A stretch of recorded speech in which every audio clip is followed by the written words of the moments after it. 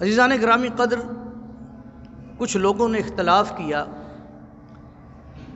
کسی نے کہہ دیا کہ معراج جو ہے یہ منامی ہے، یعنی خواب کے عالم میں. کسی نے کہہ دیا کہ نہیں، خواب نہیں ہے، مسجد حرام سے مسجد اقصیٰ تک جسمانی ہے، اور مسجد اقصیٰ سے مکان لا مکان یہ روحانی ہے. کسی نے کہہ دیا کہ خواب میں بھی نہیں اور دو حصوں میں بھی نہیں، بلکہ حضور بنفس نفیس تشریف لے گئے. اور کسی نے ذکر کیا کہ جہاں تک سواریوں کا تعلق تھا وہاں تک جسمانی رہی، اور آگے روحی ہے، آگے جسمانی نہیں ہے، روحانی ہے. عزیزان گرامی قدر، اگر خواب کا تعلق معراج، سفر معراج کا تعلق خواب سے کر دیا جائے کہ حضور کو جو معراج ہوئی یہ معراج خواب کے عالم میں تھی، تو پھر معجزے کا تصور ہی ختم ہو جاتا ہے. خواب میں تو کچھ بھی ہو جاتا ہے. حضرت عبدالعزیز دباغ لکھتے ہیں کتاب الابریز، آپ نے جب مقامات اولیاء کا ذکر کیا، آپ فرماتے ہیں کہ جب بندہ اللہ کو پیارا ہوتا ہے، جب بندہ اللہ کو پیارا ہوتا ہے، اللہ جبرائیل کو حکم دیتا ہے، اے جبرائیل، عرض کرتا ہے جی رب جلیل فلاں بن فلاں کو جانتا ہے، مالک جانتا ہوں.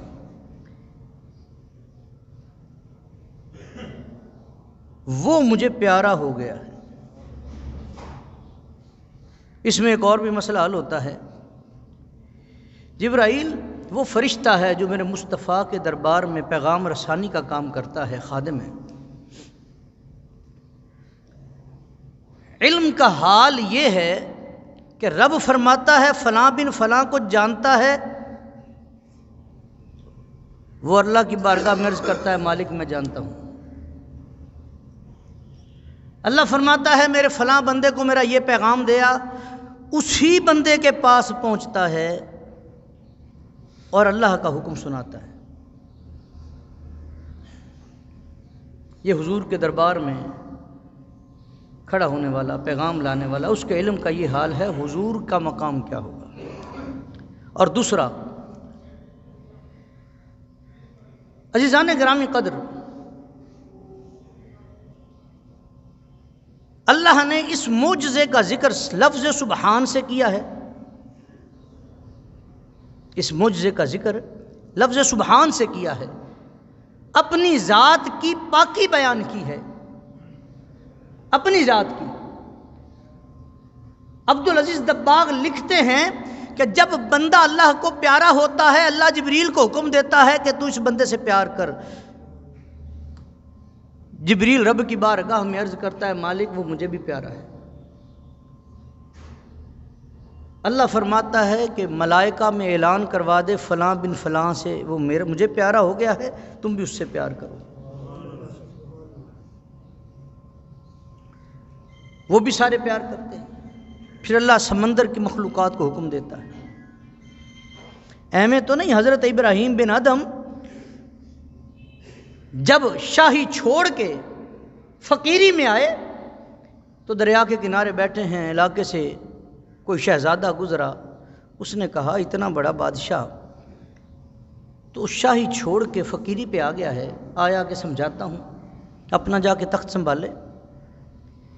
آپ نے اس کی ساری باتیں سنی. آپ ہاتھ میں سوئی دھاگا لیے بیٹھے تھے، سوئی کو پانی میں پھینک دیا، مچھلیوں کو حکم دیا کہ میری سوئی لا دو. مچھلیاں سوئی لے کر حاضر ہو گئی. کس نے بتایا کہ اللہ کا ولی حکم دیتا ہے؟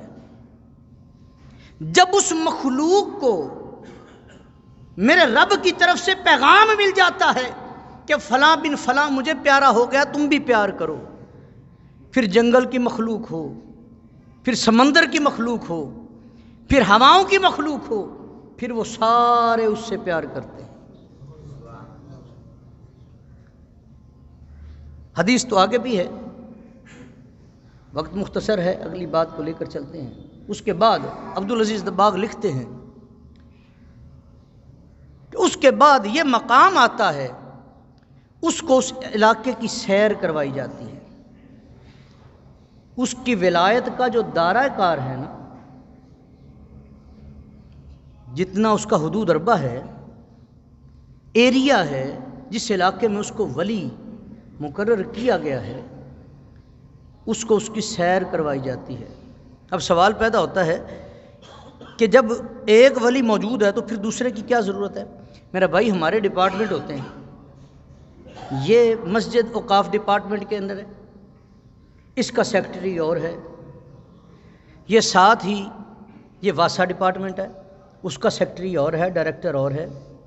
اسی طرح دیگر ہمارے پاس 50 محکمے موجود ہیں، ہر ایک کے عہدیداران اور ان کے اختیارات اور ہیں۔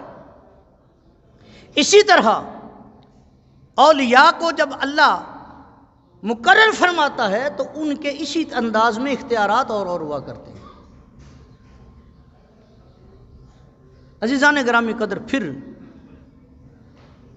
جب اور کرم ہوتا ہے، پہلے اس علاقے کی کروائی تھی، پھر اس شہر کی، پھر صوبے کی، پھر ملک کی، پھر بر اعظم کی، یہ سلسلہ بڑھتا چلا جاتا ہے، پھر پوری زمین کی، پھر آسمانوں کی سیر کروائی جاتی ہے، پھر عجائبات دکھائے جاتے ہیں آسمانوں کے اور زمینوں کے، پھر سمندر کی سیر کروائی جاتی ہے۔ وہ ساری جا کے نہیں کر رہا، وہ ساری خواب کے عالم میں کر رہا ہے یا مراقبے کے عالم میں کر رہا ہے۔ اگر خواب کے عالم میں میرے آقا کو معراج ہوئی ہوتی تو پھر ایک عام ولی اور نبی میں فرق کیا ہوتا؟ یہ تو بہت ساروں ولیوں کو اللہ یہ عنایت سے نوازتا ہے۔ اس کا مطلب یہ ہے کہ حضور کی معراج جسمانی ہے، اور اگر اس کو خواب کے ساتھ تعبیر کیا جائے تو اس کا مطلب یہ ہے کہ یہ پھر معجزہ تو نہیں ہے نا، تو اس سے شروع میں اپنی رب کو پاکی بیان کرنے کی کیا ضرورت ہے؟ اور رب خود فرماتا ہے کہ میں لے گیا۔ جب لفظ بھی یہاں پہ عبد استعمال ہوا ہے، بندہ، عبد بنتا کب ہے؟ جب روح اور جسم دونوں کا اکٹ ہو اور دونوں اس کی بارگاہ میں حاضر ہوں۔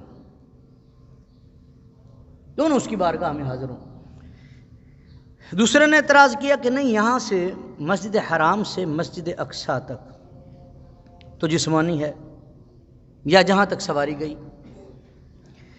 ایک اور بھی بات اس میں نکل آئی، اگر حضور کی معراج روحانی تھی تو براق کی ضرورت کیا تھی؟ براق سواری کی، یہ تو روحانی معراج ہے، تو روح کی تو رفتار ہی بہت ہوتی ہے،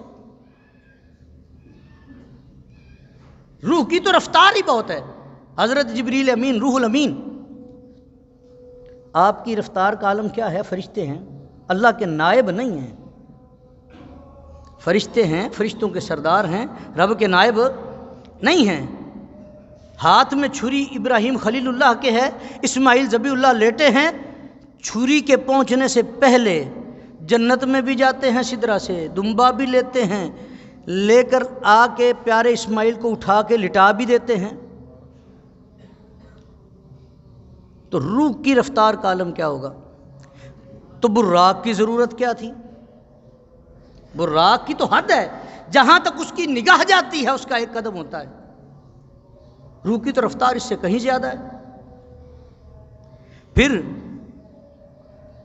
اگر روحانی معراج تھی تو پھر یہ جبرائیل کا آنا، اسرافیل کا آنا اور خدمت کے لیے اپنے آپ کو پیش کرنا، اور پھر یہ دروازوں سے گزرنا اور جانا، اگر روحی معراج ہے تو پھر ان کی تو ضرورت ہی نہیں، ان کی ضرورت ہی نہیں۔ اور پھر کہتے ہیں جناب مسجد حرام سے مسجد اقصیٰ، مسجد حرام سے مسجد اقصیٰ تک براق ہی کیوں لایا گیا؟ کیا مسجد حرام سے مسجد اقصیٰ تک اتنی مسافت ہے کہ اس کے لیے براق کی ضرورت پڑے جو آن واحد میں مسجد حرام سے مسجد اقصیٰ پہنچے؟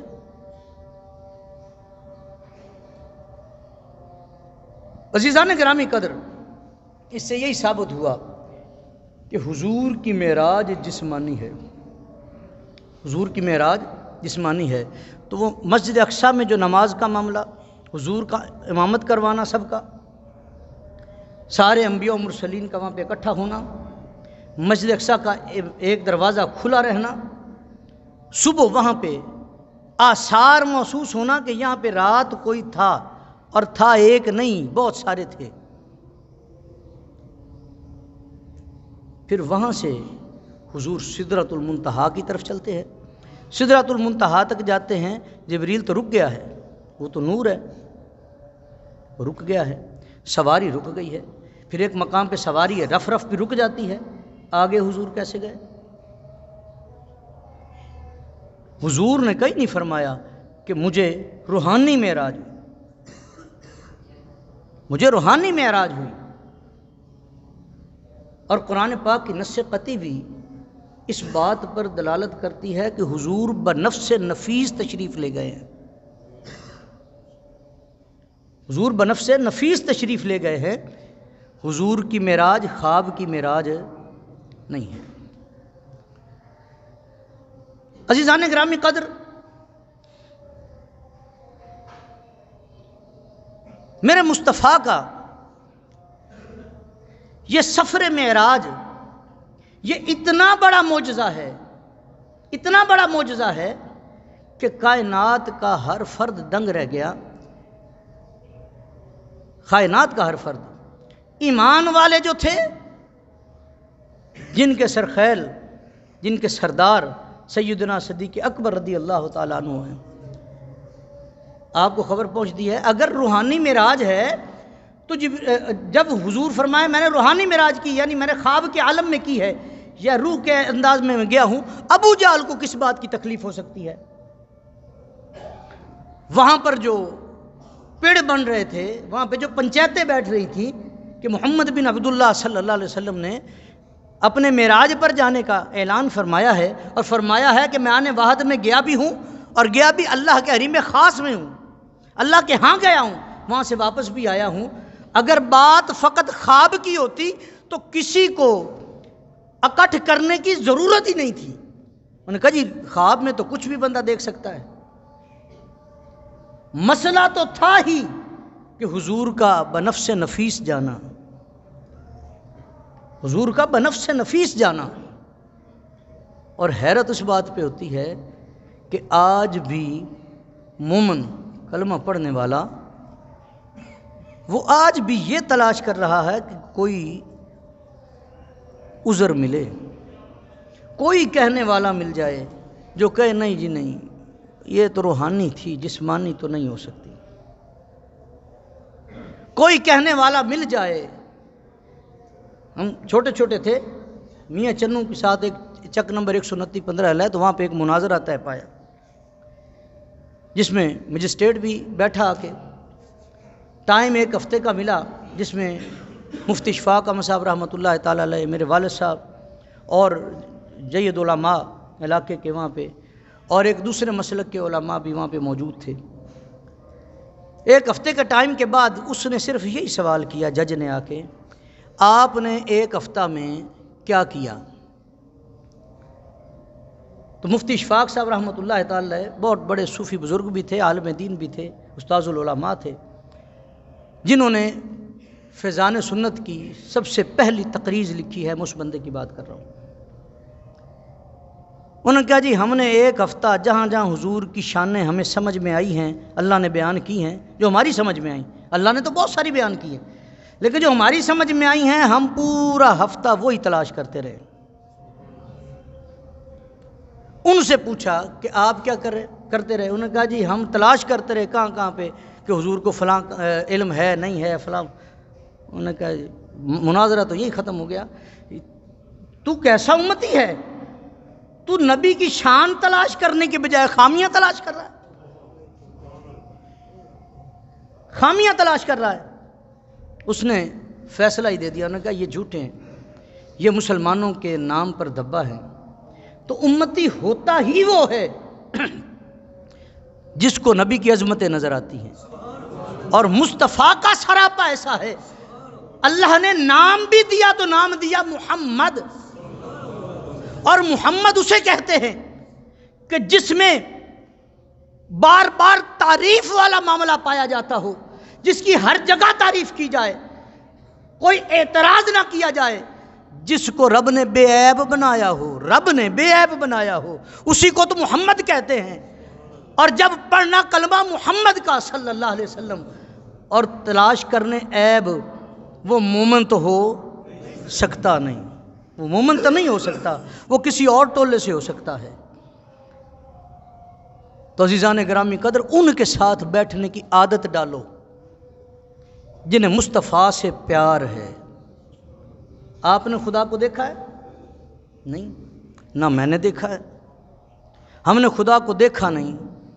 آج اگر سارے قل هو اللہ احد پہ یقین رکھتے ہیں تو یہ مصطفیٰ کا صدقہ ہے۔ کوئی نبی یہ دعویٰ نہ کر سکا کہ میں نے اپنے سر کی آنکھوں سے خدا کو دیکھا ہے، کوئی نبی دعویٰ نہ کر سکا۔ آدم علیہ السلام سے پوچھا، کہتے میں نے دیکھا نہیں ہے، اس کی قدرتوں کو دیکھا ہے، اس کی شانوں کو دیکھا ہے، میرے پاس جبریل آئے، انہوں نے مجھے رب کا پیغام دیا اور بتایا خدا ہے۔ اسی طرح 1,23,000 یا 999 یا کم و بیش انبیاء و مرسلین، جس نبی سے پوچھا گیا، حالانکہ حضرت موسیٰ کلیم اللہ سے بھی پوچھا، انہوں نے بھی کہا کہ میں نے کلام تو ضرور کیا ہے، میں نے دیکھا نہیں ہے، دیکھنا چاہتا تھا پر دیکھ نہ سکا، دیکھ نہ سکا۔ ایک تجلی پہاڑ پہ پڑی اور برداشت نہ کر سکا۔ تو پوری کائنات میں ایک ذات ہے، ایک ذات جسے محمد کہتے ہیں صلی اللہ علیہ وسلم۔ جب قالوا بلا کی بات آئی تھی، رب نے فرمایا الستو بربکم، اس وقت بھی سب سے پہلے جس روح نے جواب دیا اسے روح محمد کہتے ہیں۔ اور جب انبیاء کی بات آئی، رسول کی بات آئی، تو پوچھا گیا کہ رب کے ایک ہونے کا دعویٰ کرتے ہو، تم نے خدا کو دیکھا ہے؟ تو صرف روح محمد نہیں، حضور محمد رسول اللہ صلی اللہ علیہ وسلم آپ ارشاد فرمانے والے ہیں کہ میں نے اپنے سر کی آنکھوں سے دیکھا ہے، خدا ہے۔ اور کب دیکھا ہے؟ اسی سفر معراج پر جب اس کے حریم خاص میں پہنچا۔ پہلے دیکھا اور عالم تھا، جب اپنے منصب پر فائز کیا گیا پھر عالم اور تھا۔ دعا ہے اللہ حضور سے پیار کرنے والوں کی صحبت عطا فرمائے۔ وآخر دعوانا الحمدللہ۔